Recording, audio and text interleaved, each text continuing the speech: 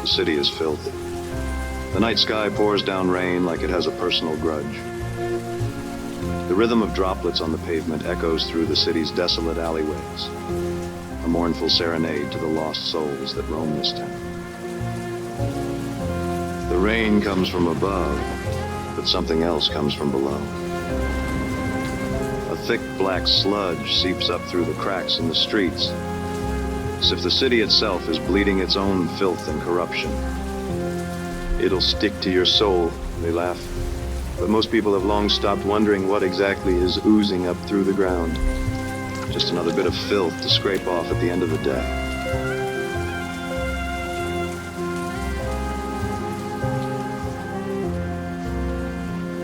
That's me. Cliff Spanner, private investigator. Got a mystery you need to unravel? I'm your guy. At least I used to be.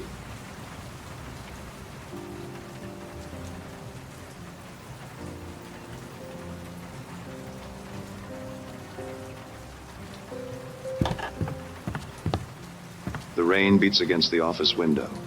The only light is from the street light outside.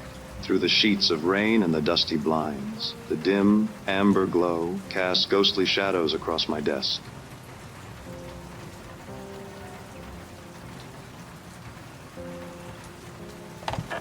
Smoke curls from the end of my sparkler, turning to ash on my desk. Smoky tendrils fade into the dank air.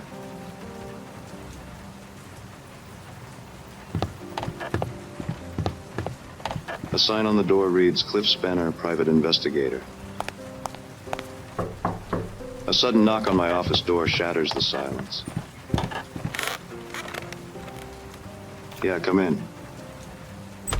A woman steps into the room. Her silhouette oozes sensuality. Her eyes shimmer with desperation and allure. Her face is stunning. She moves with an elegance that seems to defy the grimy streets she must have traversed to get here. I catch a hint of her perfume, something intoxicating as she approaches my desk. I need your help, Mr. Spanner. There's something terribly wrong, and I don't know who else to turn to. Need a light?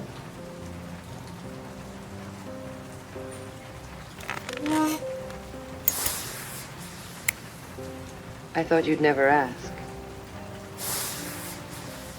What seems to be the problem, Miss, Call me Effie. All right, Effie, what brings you? It's my brother, Rusty. Rusty Blackwood. He's disappeared, and I fear the worst. Blackwood. That name is familiar. Effigail and Rustwick Blackwood, right? You and your brother are heirs to the vast Blackwood Oil Company that powers the whole city. Tell me everything, Miss Blackwood. I thought I told you to call me Effie. My brother, Rusty. You see, he fell in with some sort of environmental activist. Some floozy named Misty. Misty. She filled his head with all manner of nonsense. She convinced him that the Blackwood Oil Company wrecked the city, polluted it, and that it was built upon the backs of exploited workers and a damaged environment. Can you imagine? This city would be pitch black without my family's energy. That's when I started noticing changes around the office. Incomplete reports, mysterious memos, strange phone calls at all hours. I tried to brush it off as simple negligence, but, oh, Cliff, I have begun to suspect that my brother is secretly working with Sunshine Power. Sunshine Power. They're that new energy company.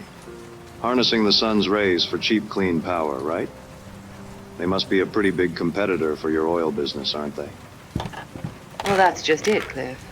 With Rusty in bed with the competitor, in bed with Misty, in bed with Sunshine Power, I fear he planned to bring down the Blackwood Oil Company. You think your brother would destroy your family legacy? At first, I couldn't believe it. We're family.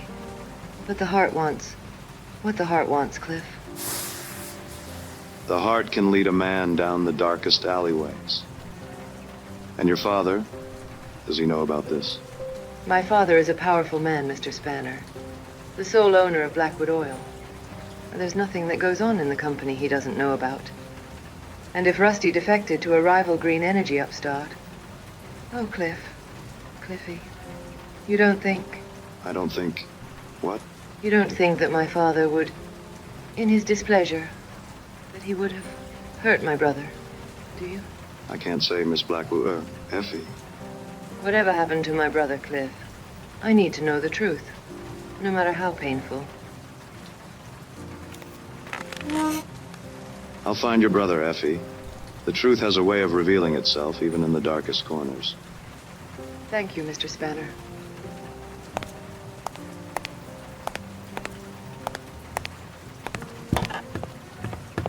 Cliffy, please, bring my brother back. The scent of Effie's perfume lingers in the air. It is certain this case will be my greatest trial yet. The stakes are high, the danger palpable, but I am a private eye, born to the shadows, a crusader in the face of darkness. I am Cliff Spanner, and I have a mystery to solve.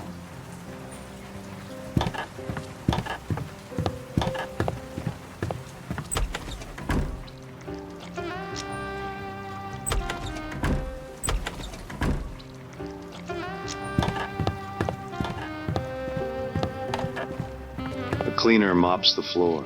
It's late, well beyond working hours. Come to think of it, I'm pretty sure someone had already mopped the hallway today. There's something familiar about his weathered face, his tired eyes, but the thought is fleeting. Hey, you. Someone left a box for you outside.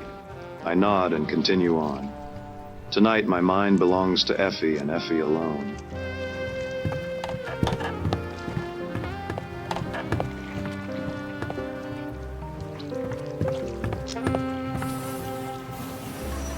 I step into the inky black night, my footsteps falling heavily on the wet, rain-soaked pavement. The street is illuminated with the harsh neon light of a Blackwood Oil Company billboard. Across the way, there's an even brighter billboard for Sunshine Power, Blackwood's upstart new rival, a renewable energy company. I turn up my collar against the rain.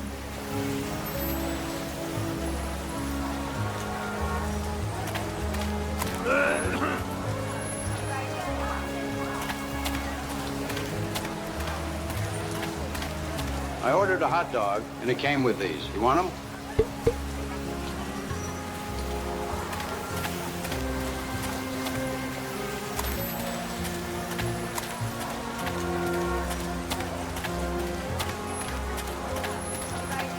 Hey man, you look like you could use these more than me.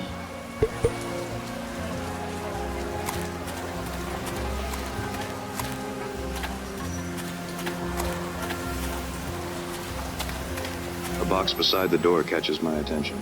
A note says, "Come home soon. Love, Mom." Inside are several goo balls.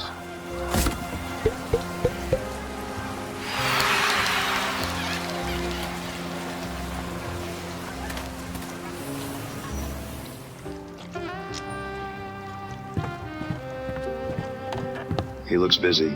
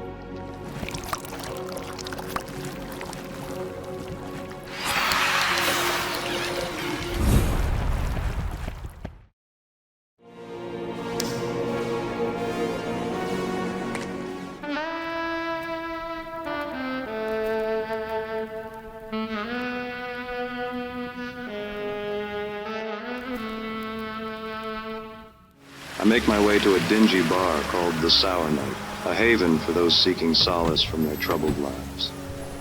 I'd gotten a tip that Rusty Blackwood, the man I'd been hired to find, has a taste for this joint.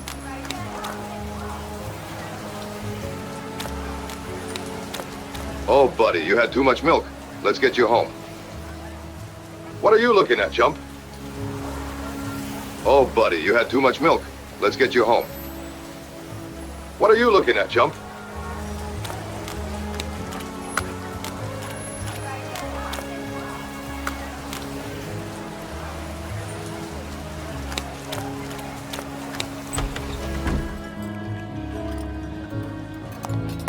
The periphery of the room is decked with sticky-looking crimson velvet upholstery. Tarnished chandeliers cast a dim, eerie glow over the patrons. A lounge singer is perched sinuously on a stool on a meager stage in the far corner. Her eyes are closed as she leans into the microphone, crooning a slow, sad tune, her voice laced with a bitter sweetness, mirroring the broken dreams of the souls huddled around the bar. 20 years I've waited here tonight. I'm the one in green.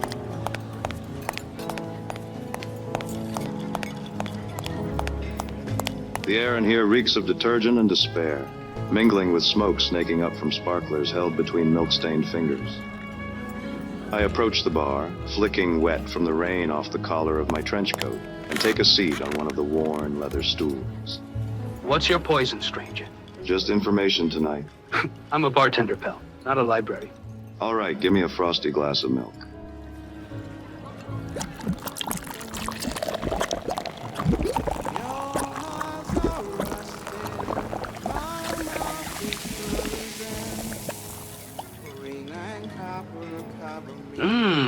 Look at that froth.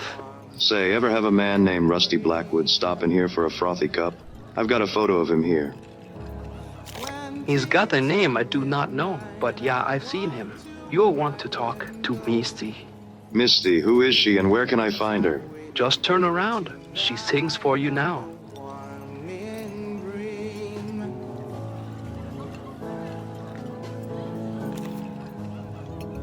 Whoa. Don't go get your hopes up, pal. Now what would a woman like Misty be doing with a man like Rusty? She likes some trouble, you know, but I ain't seen these Rusty in a long distance. Were they, involved in a duet? Huh? Were Rusty and Misty both riding side saddle on the same steed? Were they sharing more than a glass of whiskey? Whiskey? What's that? Were they two hot bullets in a revolver? I don't... What I mean to say is, were Misty and Rusty romantically permeated?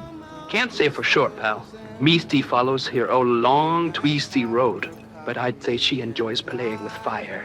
And Rusty, let's just say last time I saw him here, he was smoking. You're not so bad at dispensing information, bartender. Good luck, pal.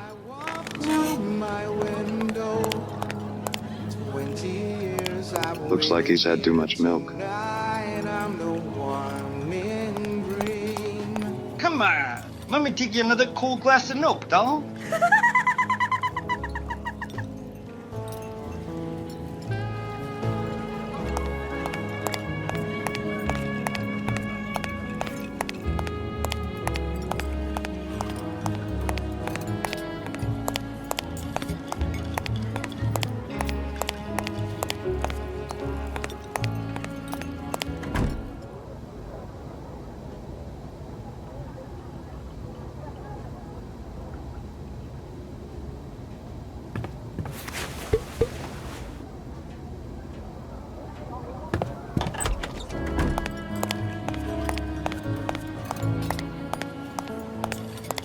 Misty's sultry voice floats in the air like a wounded albatross. She sways to the rhythm of the music. Her eyes move languorously from one patron to another, as if cataloging their sins. 20 years I've waited here. Tonight I'm the one in green.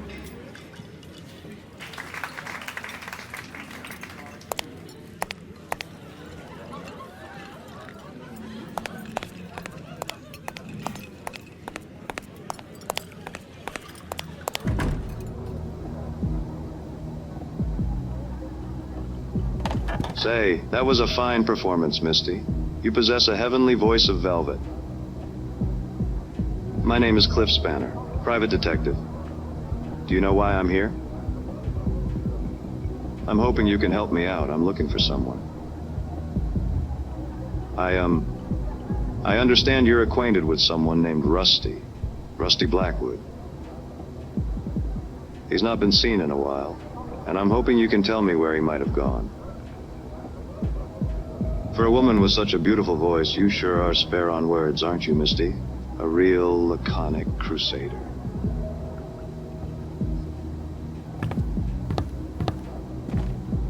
Oh, she's a knockout, isn't she? She should be illegal. Can I help you, sweetie? Did you enjoy yourself?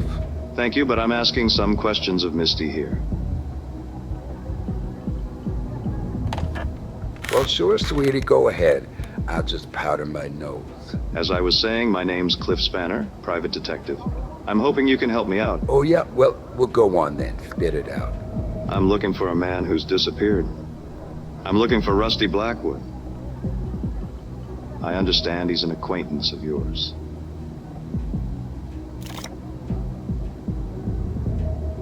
Do me a favor, sweetie. Turn around, please.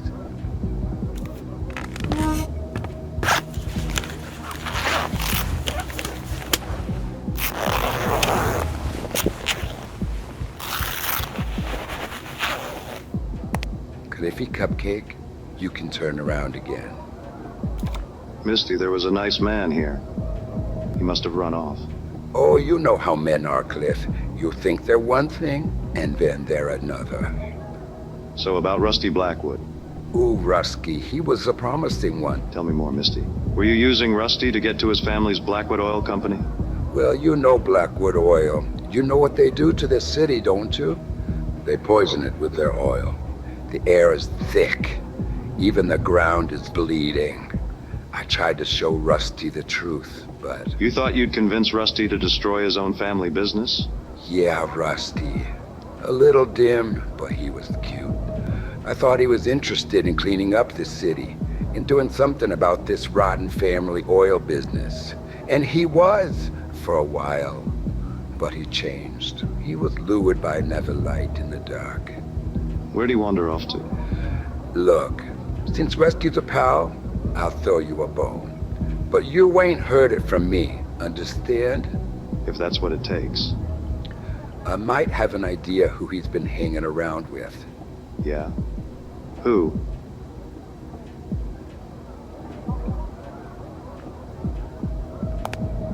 There's a man, Dmitri Cognac. He's a real charmer. A gentleman of the night, a distant mountain of ill repute.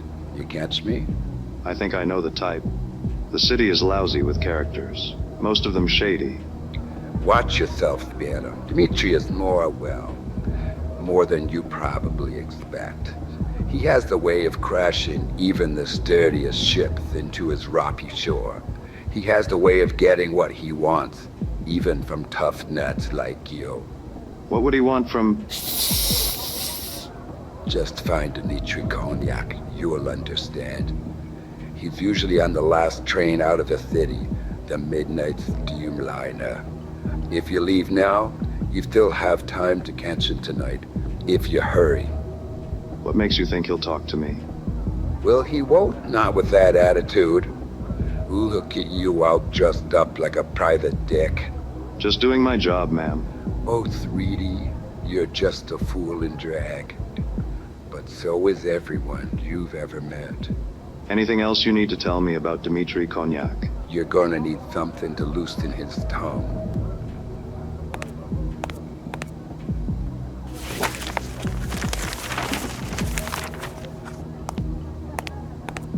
Take this. I have a feeling it'll make Dimitri talk. It's best I'm not hanging on to this anyway.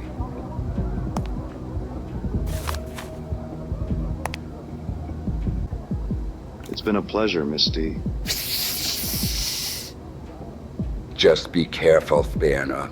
Now, scuttle lost, sweetie. I need to go get ready for my next set.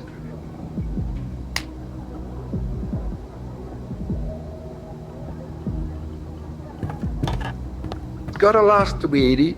I need to go get ready for my next set.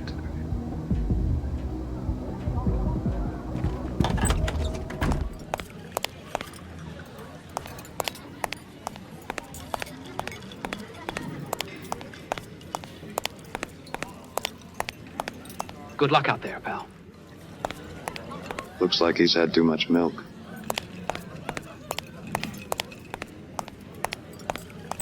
I need answers about Rusty Blackwood.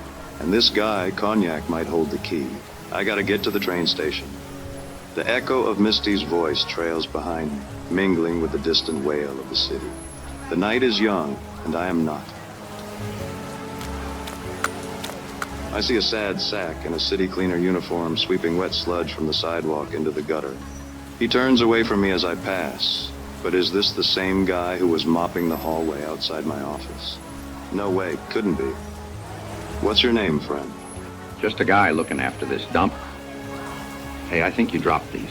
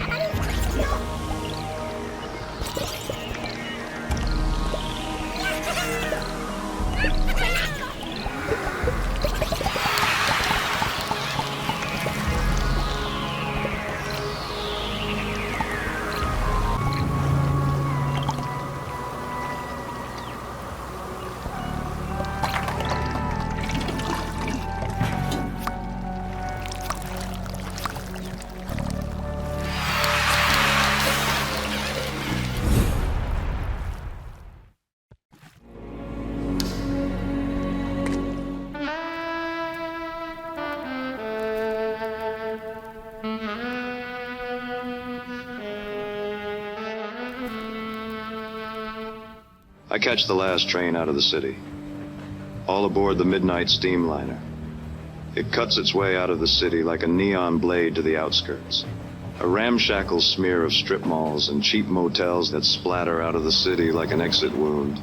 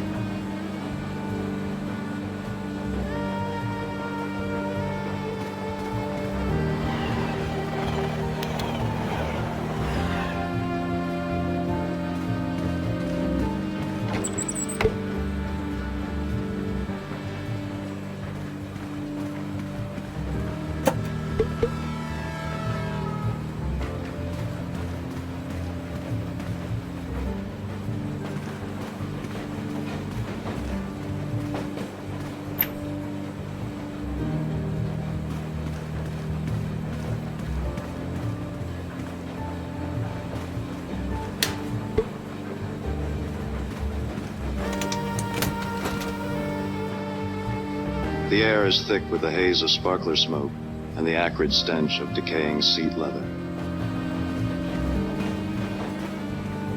I'd ask that you leave me be, sir. I'd ask that you leave me be, sir. The train rattles along the tracks, its rhythmic thrumming a steady counterpoint to the staccato bursts of rain against the window.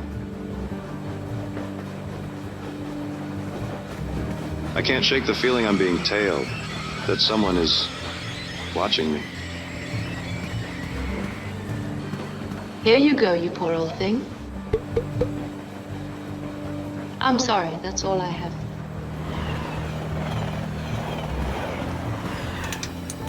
I stalk through the carriages, searching for Dmitri Konyak. I'm not sure what exactly I'm looking for, but based on Misty's description, I figure I'll know him when I see him. All I know is that Konyak is a dangerous man whose charisma is inescapable. I'm light. Here you can have these. I'm fresh out of goo. A chill runs up my spine. Something isn't right, but I press on. Whose kid is that? Whose kid is that? Hey, mister, you look funny. Hey, mister, you look funny.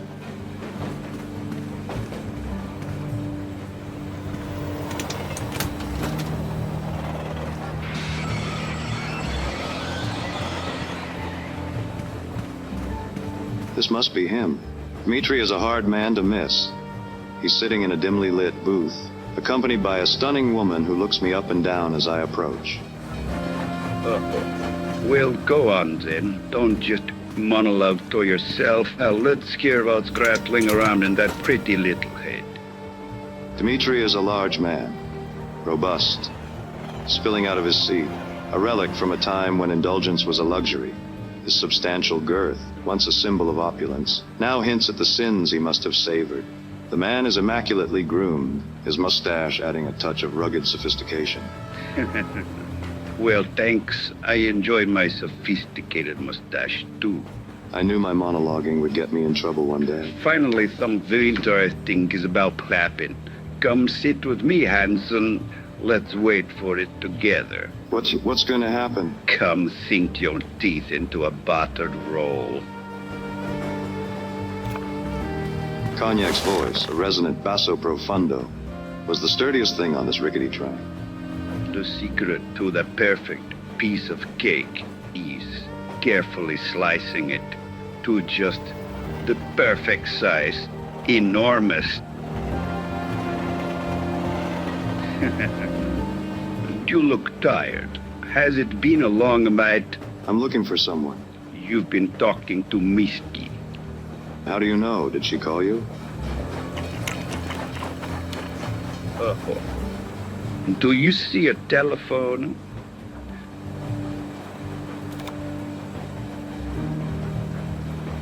You've brought your past with you. every line under those cute little vodka bottle glasses. That cloud of Misty's perfume you waft him here with, I always told her she wore too much.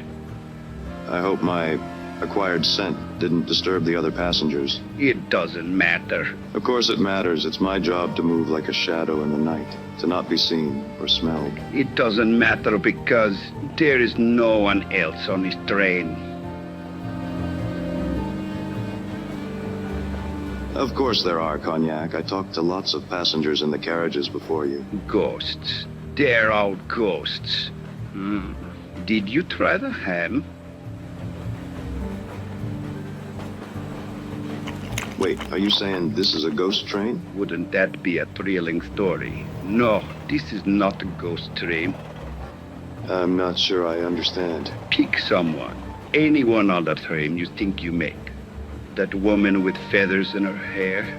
That man with a freshly pressed suit who looked nervous in the second car. Where are they going? It doesn't matter. Are they going to work? What would happen if they didn't go? Nothing. Nothing would happen. The train would still arrive on time. Their workplace would hire someone else. The papers would still get photocopied. Ghosts. Every one of them. Gruyere.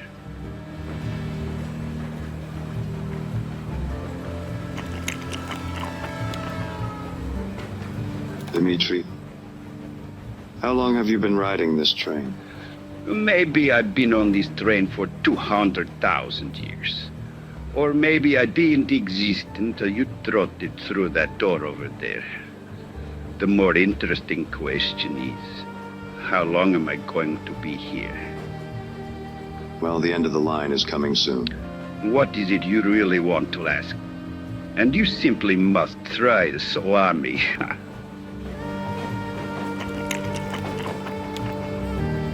Thanks, Dimitri, but I couldn't possibly. I'm looking for a different kind of sustenance tonight. I'm looking for someone. Yes, I see. Quality sustenance comes at a price. Misty asked me to give this to you.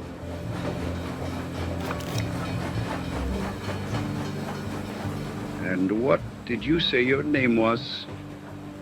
Spanner. Cliff Spanner, private detective. You seem to have captured my attention, Mr. Spanner. How may I help you? Rusty Blackwood, heir to the Blackwood Oil Company, is missing. I understand he may have interacted with you. Rusty Blackwood. The poor fool got tangled up in something stickier than he could handle. And he stumbled onto some secrets. Dangerous ones. Tell me everything, Cognac. Spare no detail. Rosby had evidence. Documents that could bring a whole charade crashing down. Charade? What charade? How did you...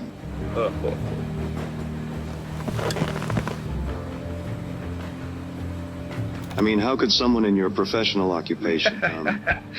My occupation opens a lot of entrances, Mr. Spanner.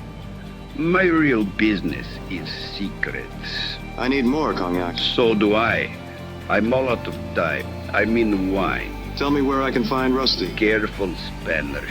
This isn't my first case, Cognac. Tell me where I can find Rusty Blackwood. Your entire life has led to this very moment sitting across from you right now. We're running out of time. To find the man you're looking for. To find Rusty Blackwood, here's exactly what you need to know. Dimitri! Cognac. Cognac, stay with me. I need to know. Sunshine, Spanner. You need to find the sunshine. Take this.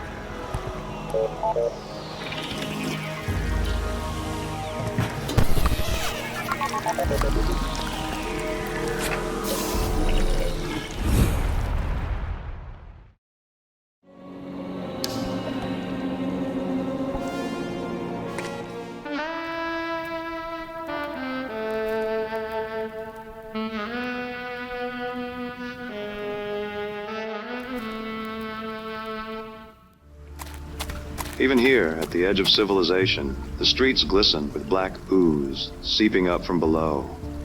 In every direction there are forgotten lots and buildings, tucked away, left behind, like bad memories. An animatronic cactus stands beside me wearing a sombrero. Gotta shield yourself from the moonlight, I guess. It seems out of place and out of time, but fitting for a city that lost its way a long time ago. In this town, even the plastic cacti have a story to tell. These might come in handy.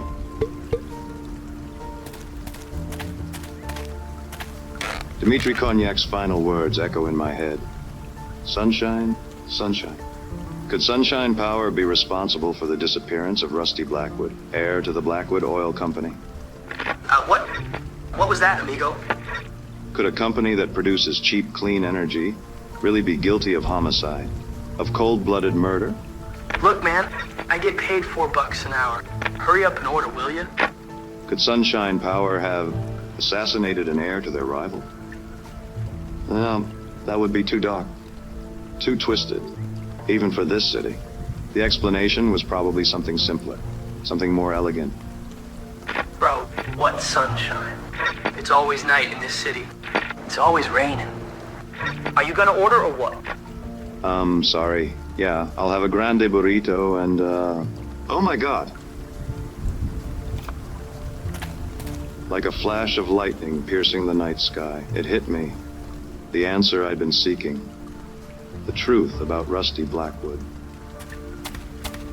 This is going to shake the very foundation of the city. I mean, it's just a burrito, bro. That'll be $16.99.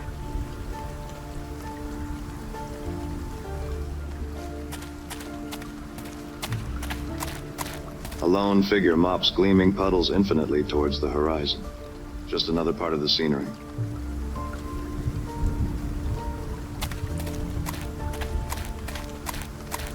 The only sign of life is an all-night Mexican food stand, a place called El Sol. Lately, I've had a taste for trouble and a knack for finding it. But tonight, I've got a taste for a burrito.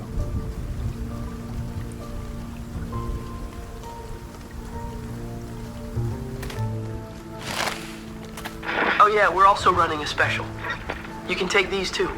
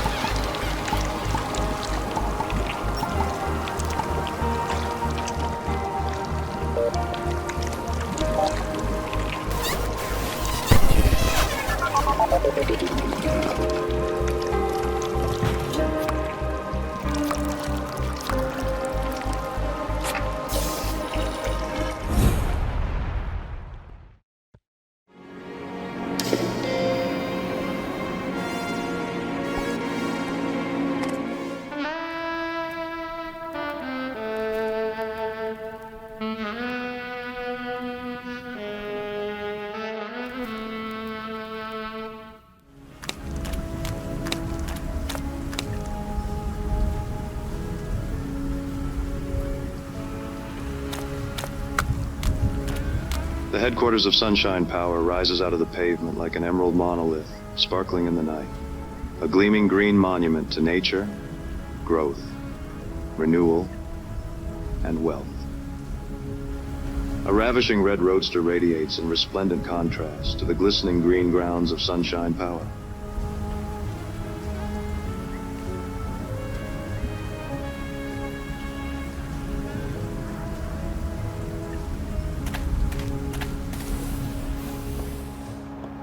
As I step into the opulent lobby of Sunshine Power's headquarters, a sense of unease washes over me. Rows of potted plants stretch their leaves toward brilliant lights.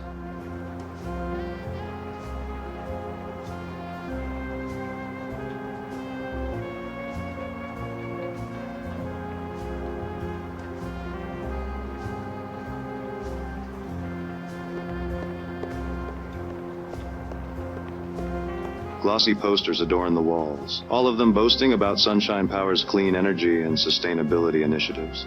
Smiling, idyllic families holding hands and frolicking in green meadows. There's something off about it all. Even in this gleaming lobby, there's darkness lurking around the edges, like the never-ending night outside is creeping in.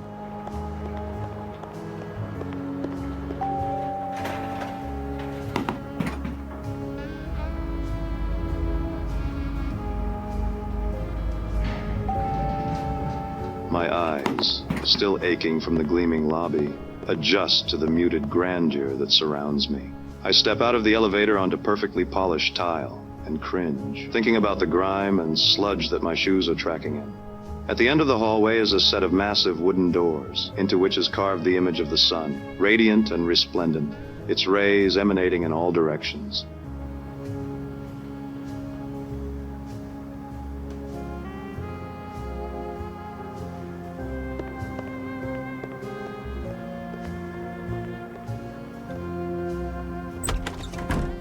I step into a palatial penthouse suite. A bank of towering windows look down over the twinkling lights of the city. A wide desk of burnished mahogany, behind which a lone figure sits, their back to me in a high-backed leather chair.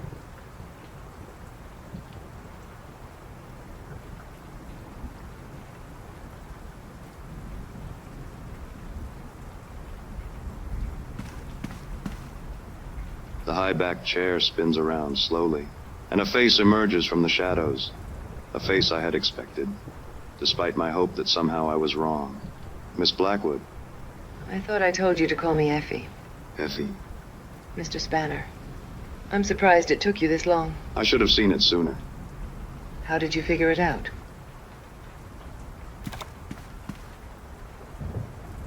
In a city of endless night and constant rain. Sunshine, Effie. Sunshine is a rare sight. Yes, Cliffy. And yet here we have Sunshine Power, somehow generating unlimited energy from the sun. The sun that never shines. Oh, it's a great story, isn't it?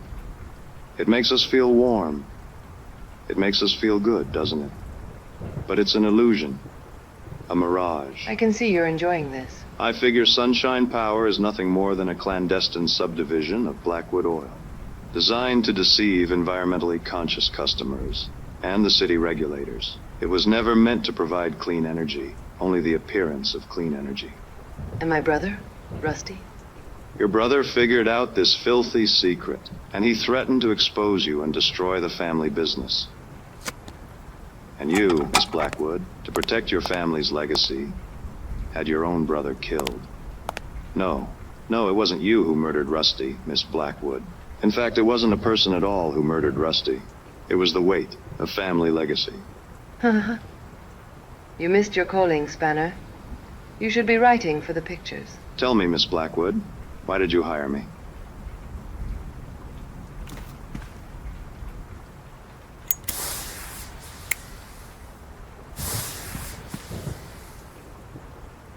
What can I say? I was in the neighborhood and I needed a light. You used me to tarnish Rusty's good name. To cast aspersions about his association with Misty, with Cognac. You wanted me to... Cliffy, hush. It's not as complicated as all that. So what then? Yes, you're right. Rusty's dead. I had him pushed into a vat of oil, pulverized, turned into a few kilowatt hours of energy, and fed back to the city. It was the most he'd ever contributed to anything, really. Why? Because he found you out? The truth is, Cliffy, there's only one thing I didn't expect. That I would... Okay, guys. It's time to clean up. Can I help you, sir? You're not supposed to be up...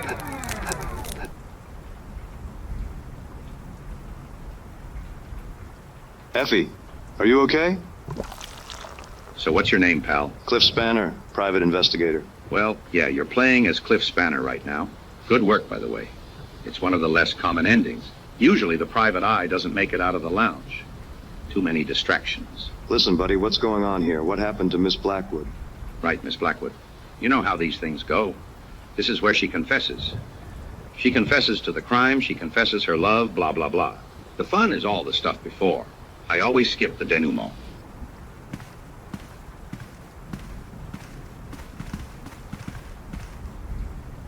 What are you talking about? Take a look out there, Cliffy. See that city? It was built for you. Well, not for you. It was built for you. Like I said before, what's your name, pal? I already told you. I'm Cliff Spanner, private investigator. Yeah, the private eye is always a little thick. Hang on. Let's force quit this scenario.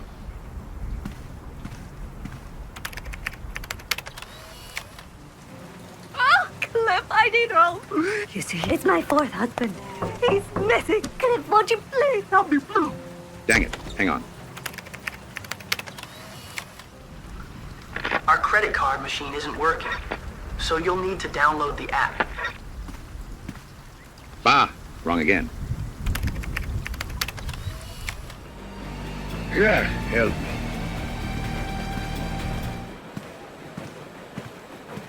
Blast it all. Okay, this has got to be it. Now we're talking.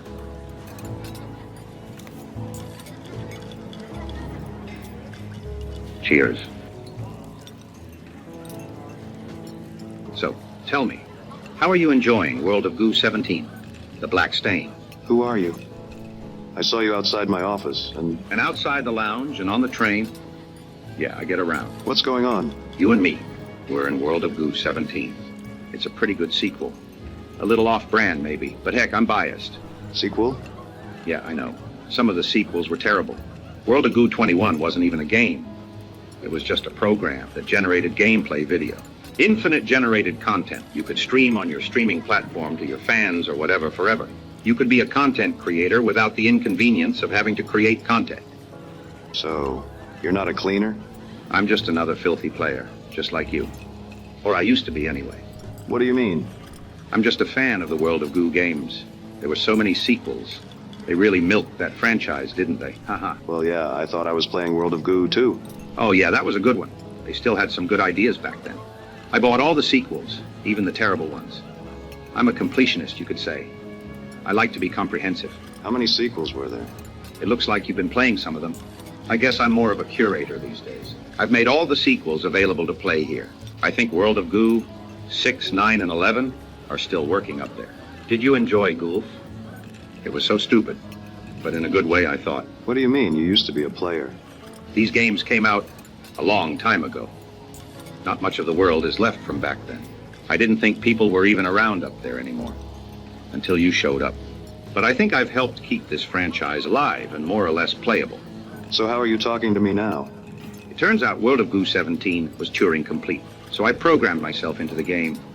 It wasn't my favorite sequel, too wordy for my taste, but it let me live forever, so I rate it 4 out of 5 stars.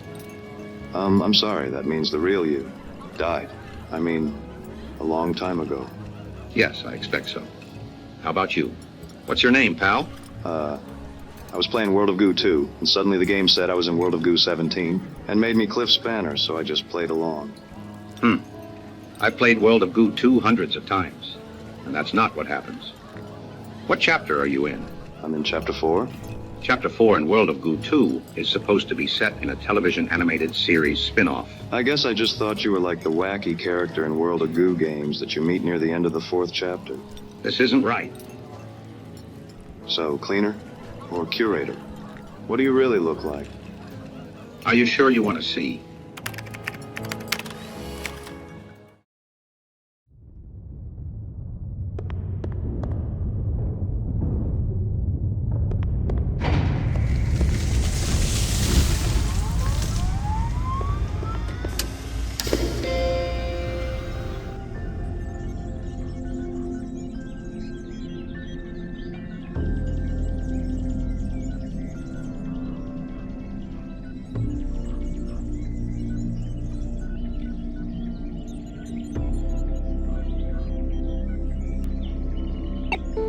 I'm glad you visited. It must be lonely here, spending eternity inside the 17th sequel. It's been a long time, but the art in 4 or 5 of the scenes is pretty good. I like to hang out in some of them. I don't think I would want to live forever inside a noir-themed sequel. I eat a lot of late-night burritos. Thank you for keeping the World of Goo sequels alive and playable after all these years. It was my pleasure. As long as this computer remains powered on, I will continue to live forever and keep the memory of these games alive. Is there anything I can do for you? Well, maybe there is one thing. Sure, what is it? Well, I made some World of Goo fan fiction levels, but nobody has ever played them. Do you want to play one? Sure. Oh, great. I hope you like them. Just walk that way.